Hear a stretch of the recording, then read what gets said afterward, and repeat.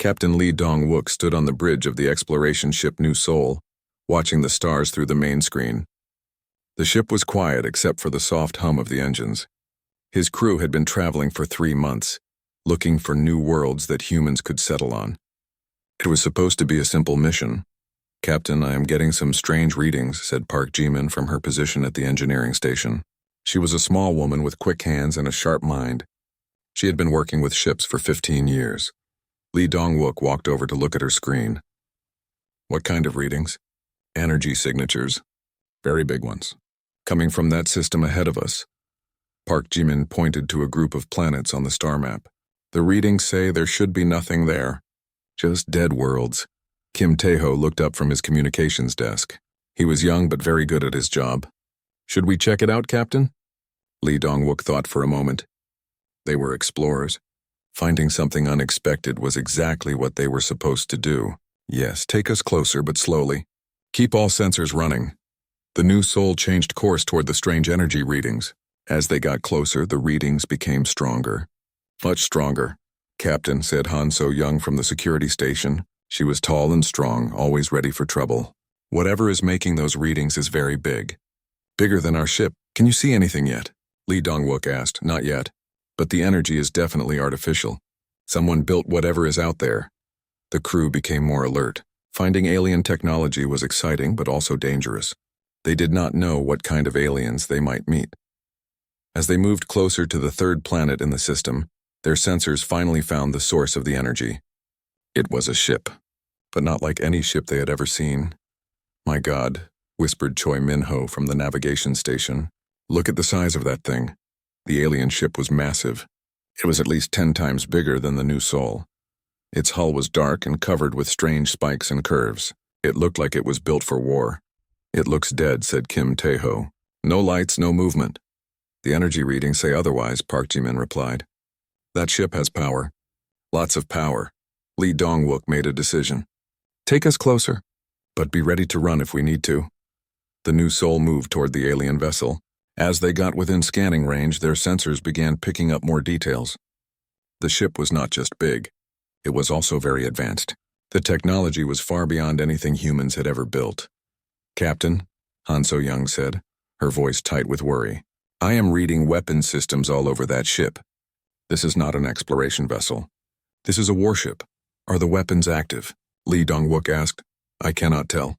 The technology is too different from ours." Suddenly, lights began turning on all over the alien ship. The dark hull became bright with energy.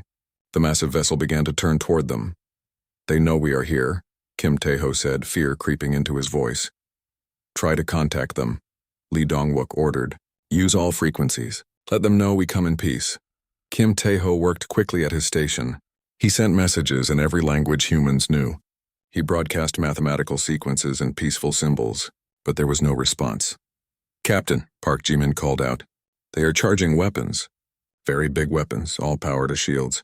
Prepared to Lee Dong-wook never finished his sentence.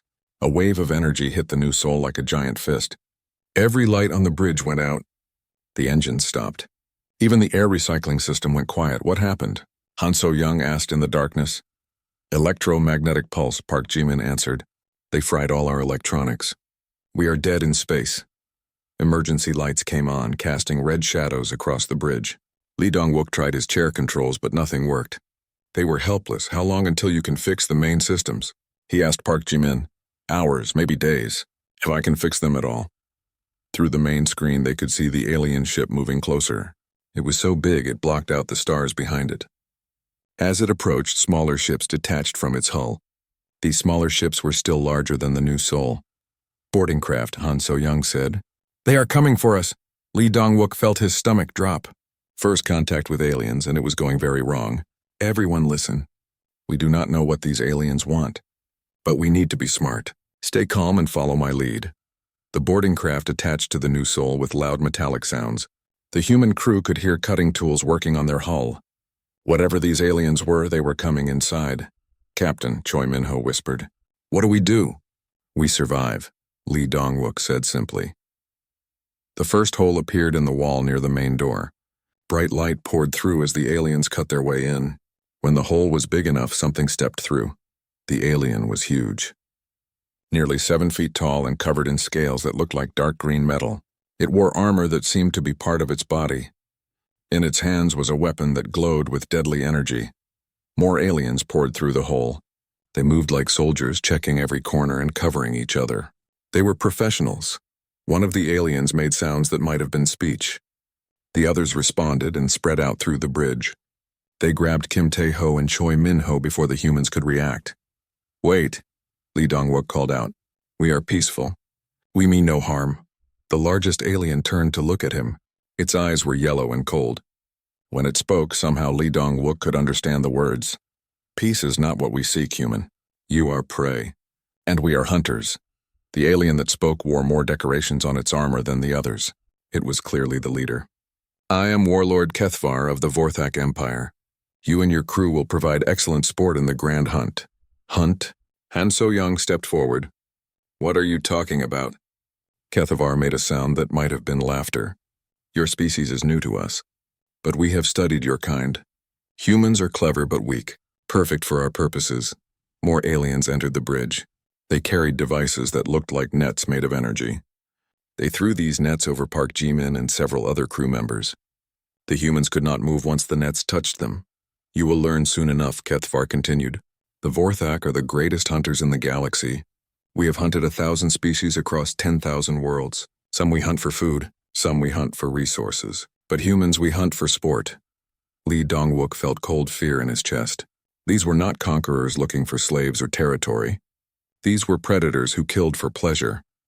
"Take most of them to the holding cells," Kethvar ordered his soldiers. "Leave a few free to make things interesting." The Vorthak began dragging away the captured humans. Park Ji-min fought against her energy net, but it was useless. Kim Tae-ho called out to Lee Dong-wook as he was carried away, but there was nothing the captain could do. In minutes, most of his crew was gone. Only Lee Dong-wook, Han So-young, and 2 other crew members remained free on the bridge. Kethvar looked at them with his cold yellow eyes. "Run, little prey. Hide in your metal cave. When you are ready, the hunt will begin, and it will be glorious." The Vorthak left through the hole they had cut. Lee Dong-wook could hear their ships detaching from his vessel. Soon the new soul was alone again in space, but they were not really alone. They were being watched. They were being hunted, and the hunt had only just begun. Park Ji-min woke up in a small metal room. The walls glowed with a strange blue light. She tried to move but found herself lying on a hard surface that felt warm under her hands. Her head hurt from when the Vorthak had captured her. She sat up slowly and looked around. The room was tiny, maybe 10 feet wide. There were no windows, just smooth walls that curved in strange ways. In one corner she could see Kim Tae-ho sitting with his back against the wall. He looked scared. "Are you okay?" she asked him. "I think so," Kim Tae-ho replied. "Where are we?" Before Park Ji-min could answer, part of the wall became clear like glass. Through it, she could see into other small rooms. In each room was a member of their crew. They were all alive, but they all looked confused and frightened. "We are on their ship," Park Ji-min said. "They put us in cages." Kim Tae-ho stood up and walked to the clear wall. He pressed his hands against it, but it felt solid as stone. "Can they see us?" "I think that is the point," Park Ji-min said quietly. As if hearing her words, a voice filled their small prison. It was Kethvar, the Vorthak leader, who had taken them. "Welcome to your new home, humans. You are now guests aboard the hunting vessel Bloodfang.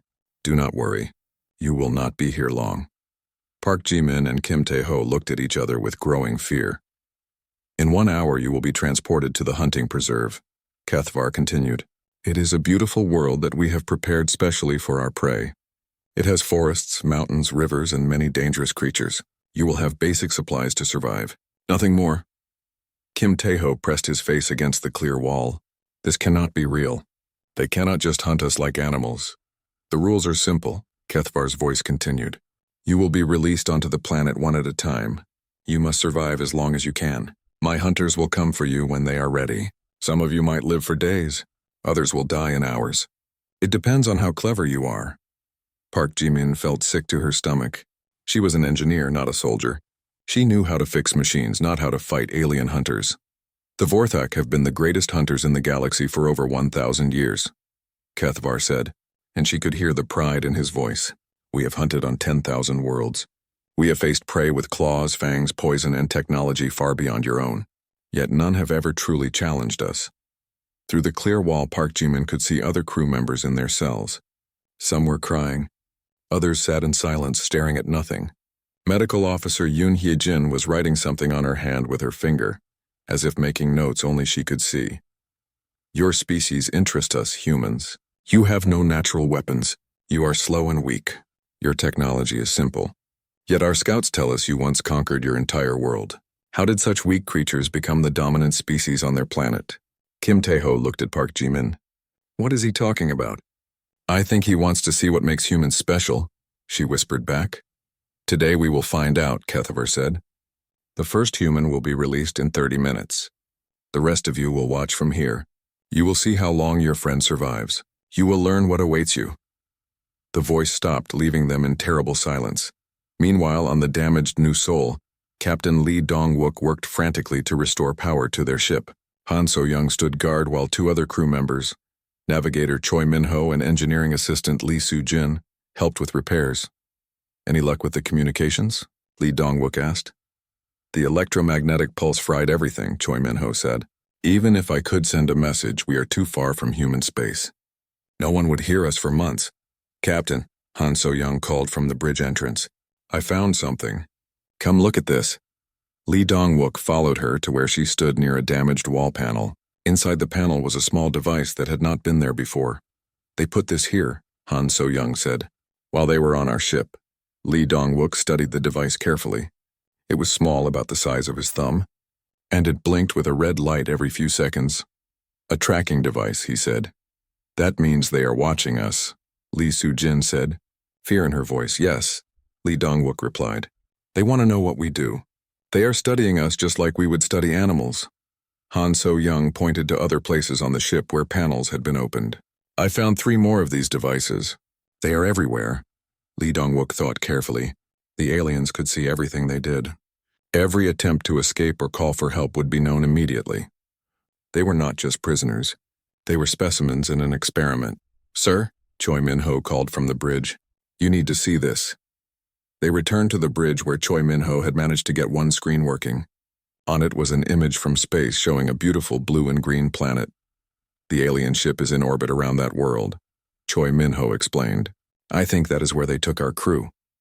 As they watched, they saw a small craft leave the alien ship and fly down toward the planet. Lee Dong-wook felt his heart grow heavy. One of his crew members was on that craft. They are starting the hunt, he said quietly.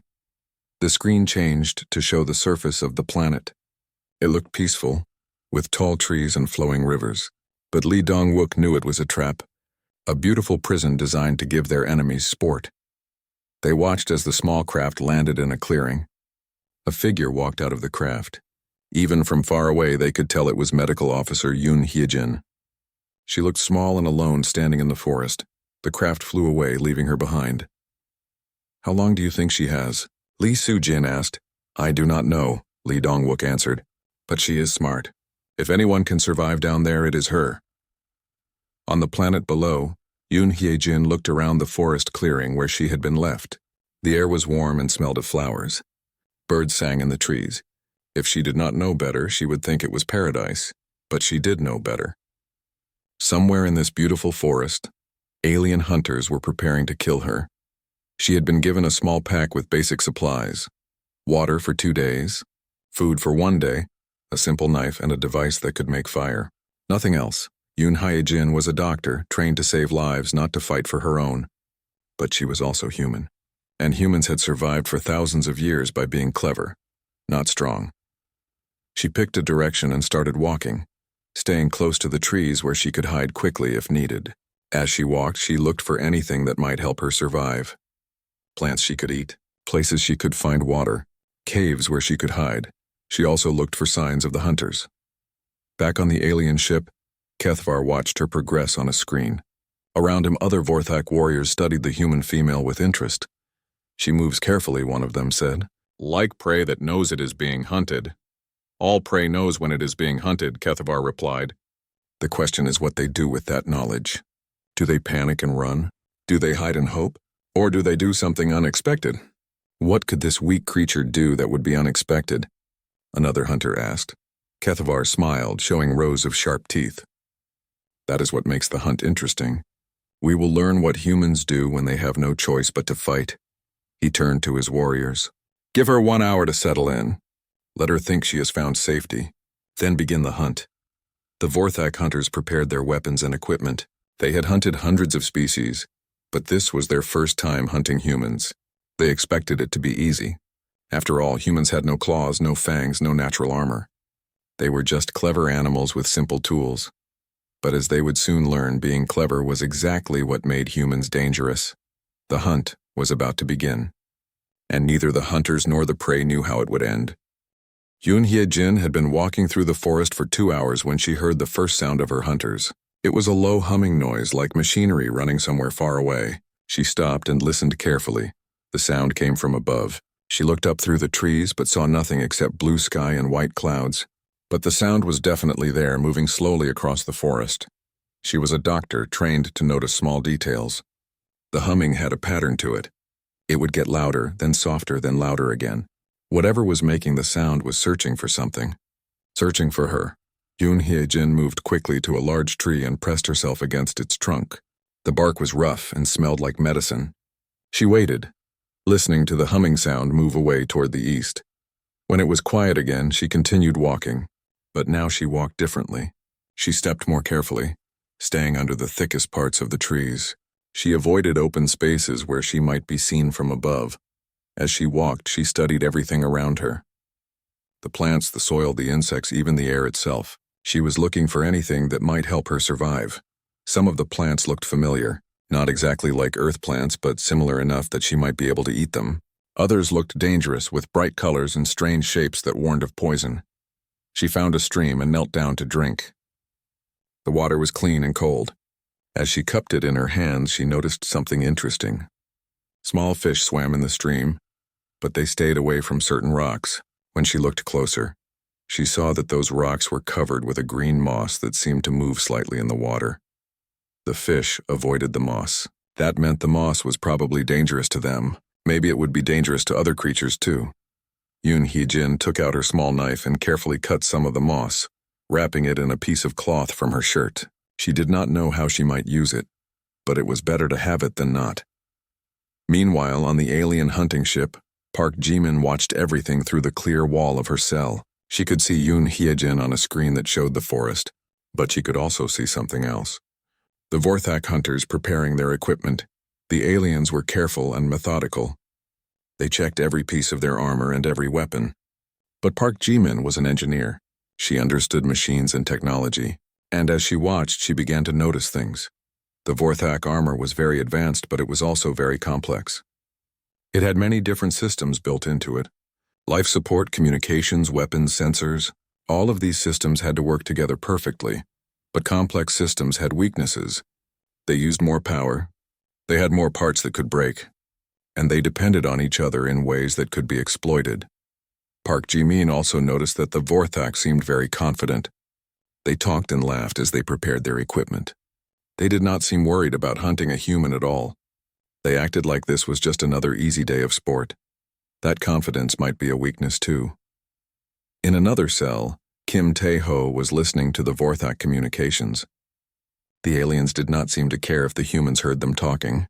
Maybe they thought it did not matter since the humans were going to die anyway. But Kim Tae-ho had been a communications officer for 8 years.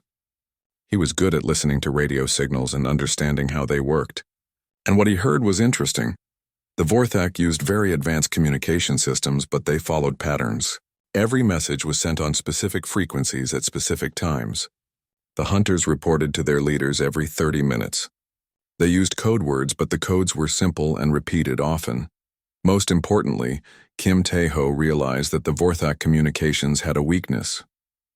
They were designed to work perfectly in normal situations, but they were not designed to handle interference or unexpected signals. If someone knew the right frequencies and the right timing, they might be able to disrupt the communications. Or even better, they might be able to listen to everything the hunters said to each other. Back on the New Seoul, Captain Lee Dong-wook was making discoveries of his own. He and his crew had been studying the tracking devices the Vorthak had placed on their ship. The devices were small but very sophisticated. "These things are incredible," said Choi Min-ho, looking at one of the devices under a microscope. "The technology is far beyond anything we have." "But they still follow the same basic principles," Lee Dong-wook replied. "They need power. They need to transmit signals. And they need to receive commands." Han So-young looked up from where she was examining another device. "Captain, I think I found something." "Look at this." She pointed to a small crystal inside the device. It glowed with a soft blue light pulsing in a steady rhythm. "That crystal is the power source," she explained. "But look how it pulses. It is not random. It follows a pattern." Lee Dong-wook studied the pattern carefully. The crystal would glow brightly for 3 seconds, then dimly for 2 seconds, then brightly again, over and over. "It is synchronized," he realized. "All of these devices are working together, sending information at the same time, which means they might all have the same weakness," Han So-young added. Lee Dong-wook nodded slowly. The Vorthak technology was impressive, but it was built by a species that always expected to be the hunter, never the hunted. They had never needed to worry about their prey studying their equipment and looking for weaknesses. Down on the planet, Yoon Hee-jin heard the humming sound again. This time it was closer. Much closer. She quickly moved to a thick bush and crouched down inside it. Through the leaves, she could see a shape moving through the trees. It was one of the Vorthak hunters. The alien was huge, even bigger than Kethvar. Its armor was dark green and covered with sensors and weapons. It moved through the forest like a machine, scanning everything around it with glowing devices. But Yoon Hee-jin noticed something important. The hunter was following a path. Not a trail made by animals, but a straight line through the forest. It was searching in a grid pattern, covering the area systematically. That meant the hunters were organized and methodical. But it also meant they were predictable. If she could figure out their pattern, she might be able to stay ahead of them. The hunter stopped near her hiding place. It stood perfectly still for several minutes, scanning the area with its sensors. Yoon Hee-jin held her breath and did not move. Finally, the hunter continued on its path, moving away through the trees. Yoon Hee-jin waited until she could no longer hear its footsteps before she moved. As she crept through the forest, she began to form a plan. The hunters expected her to run and hide like a frightened animal. But she was not just any animal. She was human. And humans were very good at learning from their enemies. She found a good hiding place in a cave near the stream and settled down to think. She had water nearby, some food in her pack, and the strange moss she had collected. More importantly, she had information about her hunters. They used advanced technology, but they followed predictable patterns.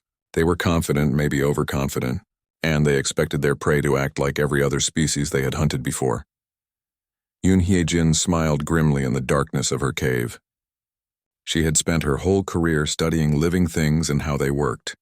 Now she was going to study the Vorthak, and when she understood them well enough, she was going to find a way to fight back.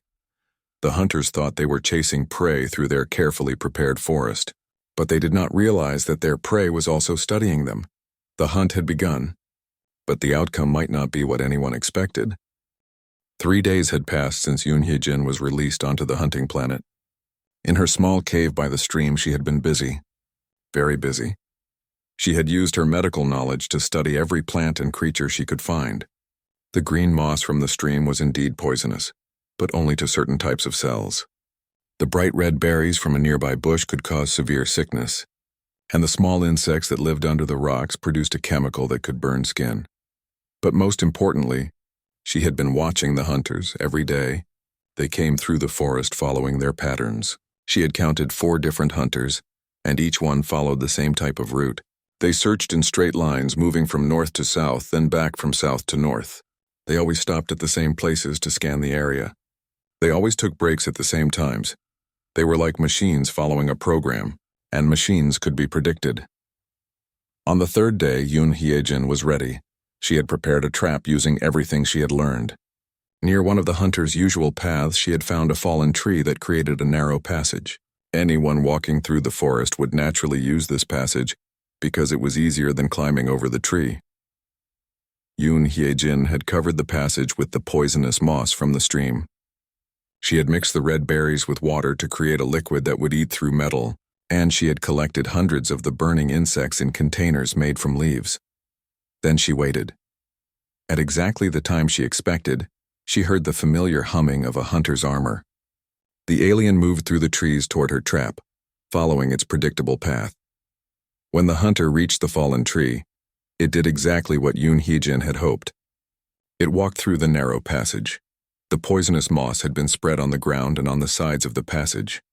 When the hunter stepped on it, the moss stuck to its armor. When the hunter brushed against the sides, more moss covered its sensors and air filters.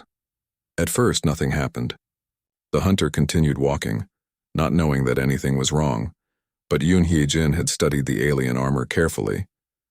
She knew it needed to filter air to keep the alien inside alive, and she knew that the moss would slowly eat through the filters. 5 minutes later, the hunter stopped walking. It made a sound that might have been coughing or choking. Its sensors began flashing warning lights. The hunter tried to clean its armor, but the moss had already done its work. The air filters were blocked.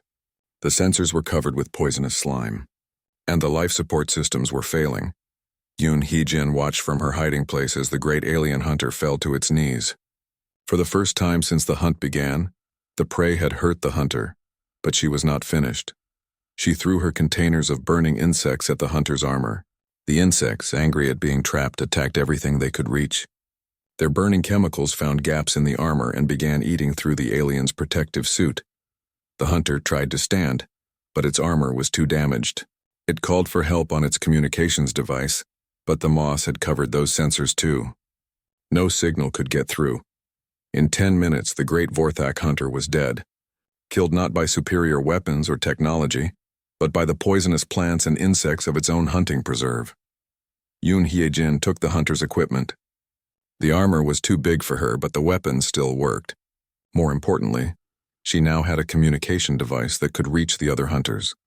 She used her medical training to understand how the alien's body worked. She studied its armor and weapons, and she began to understand something very important about the Vorthak. They were perfect predators, but only when everything went according to their plans. When something unexpected happened, they did not know how to adapt. Meanwhile, on the hunting ship, Kethvar stared at his screens in confusion. One of his hunters had stopped responding. The hunter's armor was sending error signals, but no voice communications were coming through. "Send another hunter to investigate," Kethvar ordered. "Sir," one of his officers said carefully, "what if the human killed Torvash?" Kethvar turned his yellow eyes on the officer. "Impossible. Humans are weak prey. They have no claws, no fangs, no natural weapons. One small human female could not kill a trained Vorthak hunter." But even as he said it, Kethvar felt a small doubt growing in his mind. Back on the New Sol, Captain Lee Dong-wook was putting his own plan into action. He and his crew had spent 3 days studying the Vorthak tracking devices. They had learned how the devices worked, how they communicated, and most importantly, how to fool them. "Are you ready, Choi Min-ho?" Lee Dong-wook asked. "Ready, Captain," the navigator replied. He was holding a device they had built from spare parts and pieces of the alien tracking equipment. "Do it." Choi Min-ho activated their device. Immediately, all the Vorthak tracking devices on their ship began sending false information. The aliens would think the New Sol was still floating helplessly in space, exactly where they had left it. But in reality, Lee Dong-wook had managed to restore enough power to move the ship. Not quickly and not far, but enough to get closer to the hunting planet. "Han So-young, are the shuttles ready?" Lee Dong-wook asked. "Both shuttles are loaded with everything we could find," she replied. "Medical supplies, tools, weapons, and emergency equipment." Lee Dong-wook nodded. It was time to stop being prey and start being rescuers. "We are going down to that planet," he announced to his crew. "Our people are down there, and we are going to get them back." "But Captain," Lee Soo-jin said nervously, "what about the alien warship?" "They will see us coming." Lee Dong-wook smiled grimly. "Let them see us. By the time they realize what we are really doing, it will be too late." The plan was simple but dangerous. Lee Dong-wook would take one shuttle and land near where Yoon Hee-jin had been dropped. Han So-young would take the second shuttle and land on the other side of the planet to create a distraction. The aliens would think the humans were trying to rescue their crew member. They would send hunters to stop the shuttles, but what they would not expect was that the humans were not just trying to rescue Yoon Hee-jin. They were going hunting. On the planet, Yoon Hee-jin heard the sound of spacecraft engines overhead. She looked up through the trees and saw 2 human shuttles flying toward the surface. She smiled. Her friends had come for her. But more than that, they had brought help. Using the dead hunter's communication device, she sent a message on the Vorthak frequency. It was simple and direct. "This is the human you were hunting," she said in the alien language, which the communication device translated for her. "I am not running anymore. Come and find me." Then she destroyed the communication device and picked up the alien hunter's weapon. It was heavy, but she could manage it. Somewhere in the forest, 3 more Vorthak hunters were looking for her. They expected to find a frightened human hiding in the woods. Instead, they were going to find something they had never encountered before. A human who had learned to hunt back. The tables were turning. The prey was becoming the predator, and the Vorthak were about to learn why humans had once conquered an entire world. Kethvar paced back and forth on the bridge of his hunting ship, his yellow eyes burning with anger and confusion. 2 of his best hunters had stopped responding. The human shuttles were on his planet, and somehow his perfect hunt was falling apart. "Sir," his communications officer called out, "we received a message from the planet, from the human female." "Play it," Kethvar ordered. The voice of Yoon Hyejin filled the bridge, speaking in perfect Vorthak language through the translation device. "This is the human you were hunting. I'm not running anymore. Come and find me." The bridge fell silent.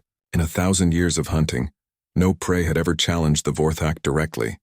"Impossible," Kethvar whispered. "She is bluffing, trying to sound brave before she dies." But deep inside he felt something he had never experienced before. Doubt. "Send all remaining hunters to the planet," he ordered. "Find this human and kill her now." On the planet's surface, Captain Lee Dong-wook moved quickly through the forest. He had landed his shuttle near Yoon Hyejin's last known position and was following her trail. Behind him, Lee Soo-jin and 2 other crew members carried medical supplies and weapons. The forest was beautiful but deadly. Lee Dong-wook could see signs of the hunt everywhere. Broken branches where heavy alien hunters had passed, burn marks on trees from energy weapons, and scattered pieces of advanced alien technology. "Captain," Lee Soo-jin whispered, "I think someone is following us."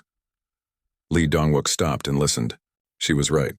Something large was moving through the trees behind them, trying to stay hidden. "Everyone take cover," he ordered quietly. They crouched behind a fallen log and waited. Soon a Vorthak hunter came into view. It was scanning the area with its sensors, searching for the humans. But this hunter was different from the others. Its armor was damaged in several places. Its movements were nervous and uncertain. This was not the confident predator that had boarded their ship days ago. Lee Dong-wook realized something important. The Vorthak were afraid.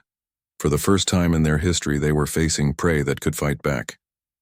And they did not know how to handle it. The hunter passed by without seeing them. When it was gone, Lee Dong-wook led his team deeper into the forest.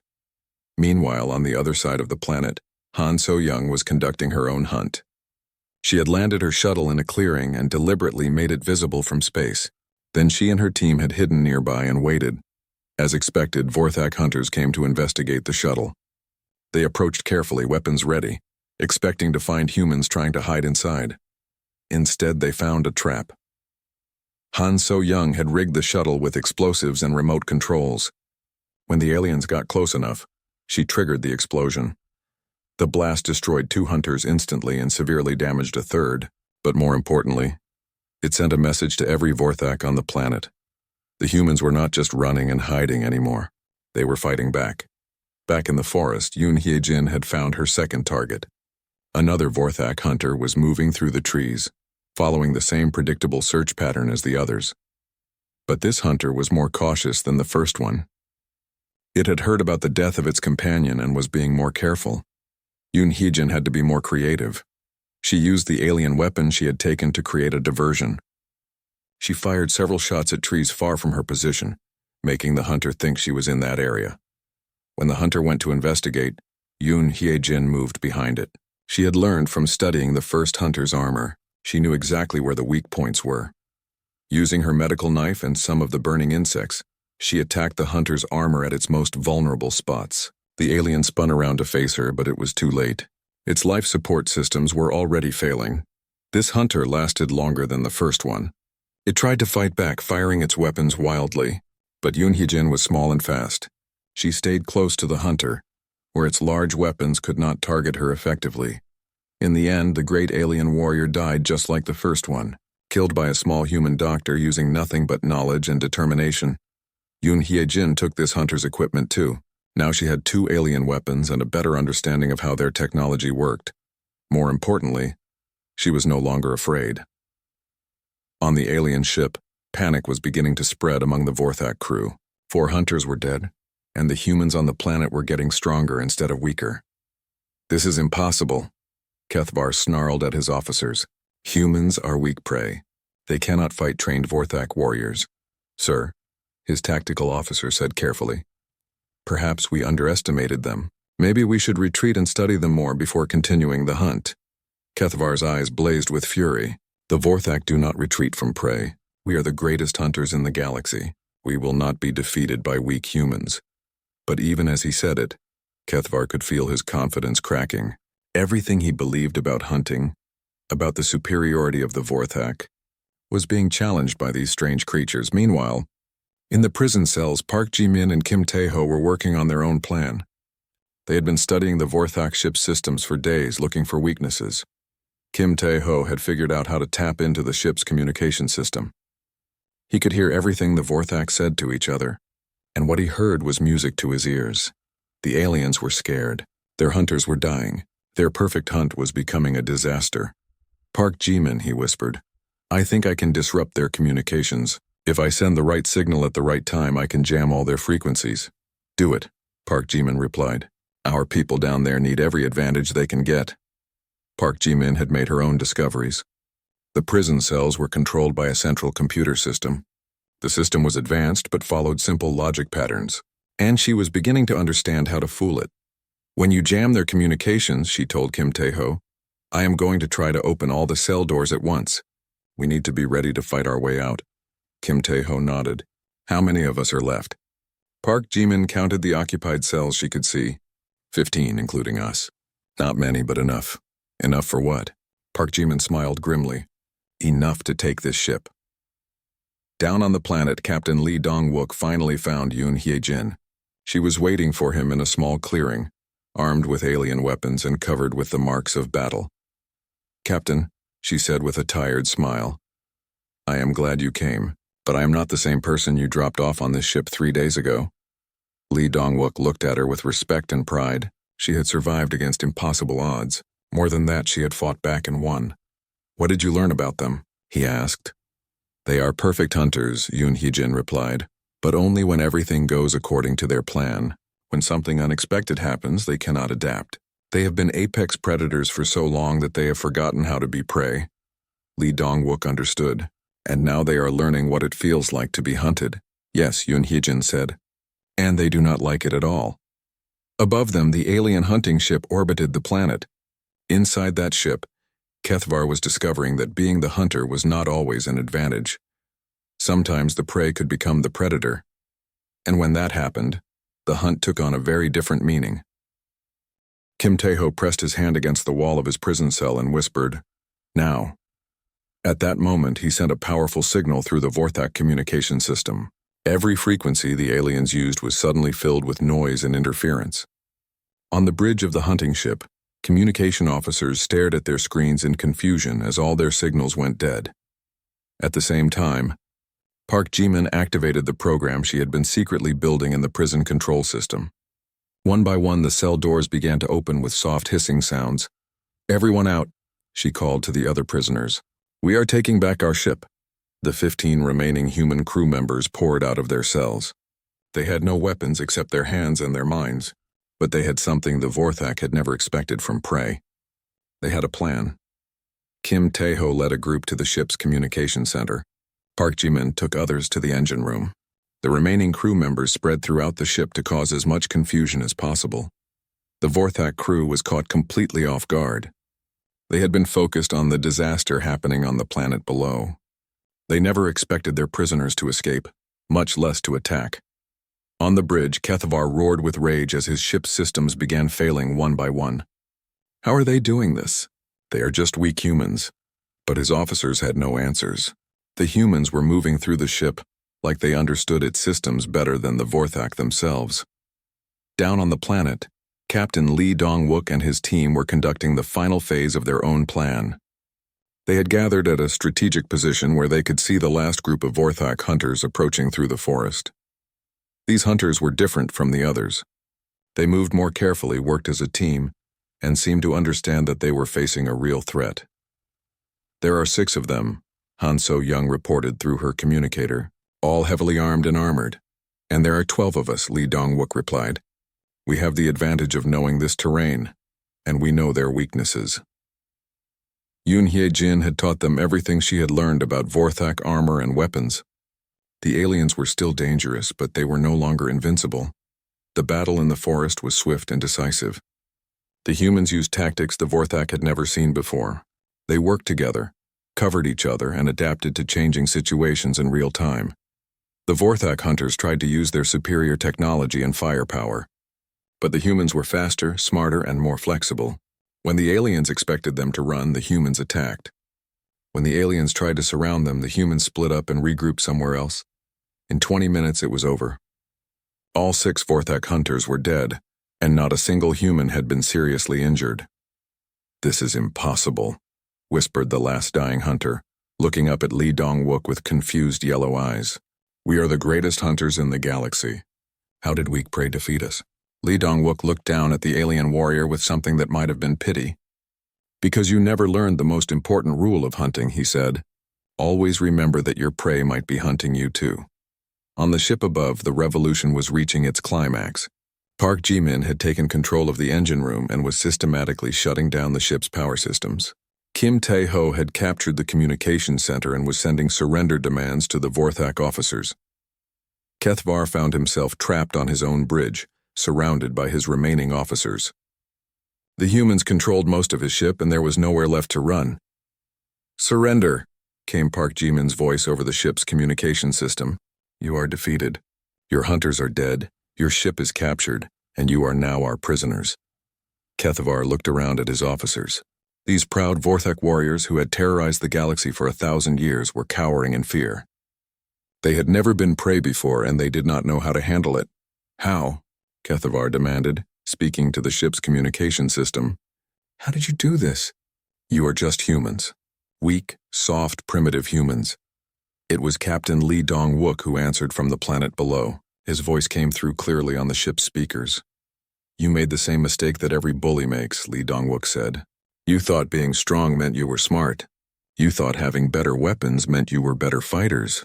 But strength and weapons are just tools. What matters is how you use them." "We used our tools to hunt and kill," Kethvar snarled.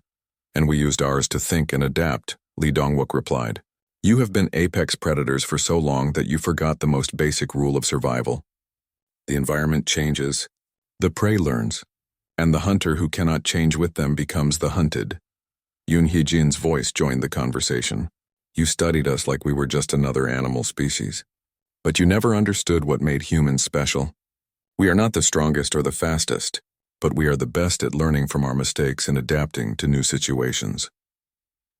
"When you captured us," Park Ji-min added, "you thought you were putting prey in cages, but you were actually giving us time to study you. Every moment we were your prisoners, we were learning about your technology, your tactics, and your weaknesses." Kim Tae-ho spoke next. "Your communication systems are very advanced, but they follow predictable patterns. Your armor is nearly invincible, but it has specific weak points. Your weapons are powerful, but they are designed for hunting prey that runs away, not prey that fights back. Most importantly," Han So-young concluded, "your psychology is built around always being the predator. You have no idea how to be prey. When the tables turned, you panicked, and panic makes even the strongest hunter into easy prey." Kethvar felt something breaking inside his mind. Everything he had believed about the natural order of the universe was collapsing. The Vorthak were supposed to be the ultimate hunters. They were supposed to be superior to every other species in the galaxy. But these humans had beaten them using nothing but intelligence, cooperation, and determination. "What do you want?" Kethvar asked quietly. "First, you will release all the other species you have captured for your hunts," Lee Dong-wook said. "Second, you will provide us with detailed information about your hunting operations throughout the galaxy. Third, you will return us to human space and never hunt humans again. And if we refuse, There was a long pause before Lee Dong-wook answered. When he spoke, his voice was calm but filled with quiet menace. Then you will learn what it really means to be hunted by humans. We will track down every Vorthak hunting ship in the galaxy. We will study your species the way you studied ours, and we will teach every other species in the galaxy exactly how to defeat you. You see, Yoon Hye-jin added, we humans have a saying. When someone hurts our family, we do not just defend ourselves. We make sure they never hurt anyone else's family again. Kethavar looked around at his terrified officers. He thought about his empire of hunters scattered across the galaxy. He imagined what would happen if humans taught other species how to fight back against the Vorthak. For the first time in his life, the great hunter felt fear. We accept your terms, he said quietly. 6 months later, Captain Lee Dong-wook stood on the bridge of a human starship, reading reports from across the galaxy. Species that had been terrorized by Vorthak hunters for centuries were now fighting back, using techniques the humans had shared with them. The Vorthak Empire was collapsing. Their hunting ships were being defeated by former prey, who had learned to hunt the hunters. Captain, Park Ji-min said, joining him at the window. We have received another message from the Galactic Council. They want to thank humanity for ending the Vorthak threat. Lee Dong-wook nodded. Send our standard reply. We did not do it for thanks. We did it because it was right. Sir, Kim Tae-ho called from his station. Incoming transmission from Kethavar. Lee Dong-wook smiled slightly. The former Vorthak warlord contacted them regularly now. Put him through. Kethavar's image appeared on the main screen. He looked older and much less confident than before. Captain Lee, Kethavar said, I have more information about the remaining hunting operations. And I wanted to tell you something. What is it? We thought we were the apex predators of the galaxy, Kethavar said slowly. We believed we were superior to every other species. But we were wrong. We were not apex predators. We were just bullies with better weapons. And now? Lee Dong-wook asked. Now we know the truth, Kethavar replied. Humans are the real apex predators. Not because you are stronger or more vicious than everyone else, but because when you are threatened, you do not just fight back. You learn, you adapt, and you become more dangerous than your enemies ever imagined possible. Lee Dong-wook considered this. We prefer to think of ourselves as protectors, not predators. Perhaps, Kethavar said. But the galaxy now knows that humanity should never be underestimated. The hunter pursued its quarry, only to discover that the human held the upper hand all along. As the transmission ended, Lee Dong-wook looked out at the stars and thought about what Kethavar had said. The Vorthak had learned a hard lesson about underestimating their prey. But Lee Dong-wook knew the real truth was simpler than what Kethavar believed. Humans were not apex predators because they were naturally superior. They were successful because they never stopped learning, never stopped adapting, and never abandoned each other. When the Vorthak had captured his crew, they thought they were taking prey. But they had actually united a group of humans with a common goal. And there was nothing more dangerous in the galaxy than humans working together to protect their own. Captain, Han So-young said, joining them at the window. What are our orders for tomorrow? Lee Dong-wook smiled. Same as always. We explore, we learn, and we make sure that no one else has to face what we faced. And if we meet more hunters like the Vorthak? Park Ji-min asked. Then we teach them the same lesson, Lee Dong-wook replied. That in this galaxy humans are not prey. We are the ones who protect the prey from the hunters. Somewhere in the darkness between the stars, other species were learning this lesson too. The word was spreading throughout the galaxy. Humanity had arrived, and they had changed the rules of the hunt forever. The Vorthak had thought they were hunting weak prey. Instead, they had awakened something that would protect the entire galaxy from predators like them. They had discovered too late that humans always held the upper hand. Not because of superior strength or technology, but because of something far more powerful. The determination to never let anyone hurt their family. And in the vast galaxy full of different species and worlds, humanity had just made everyone their family.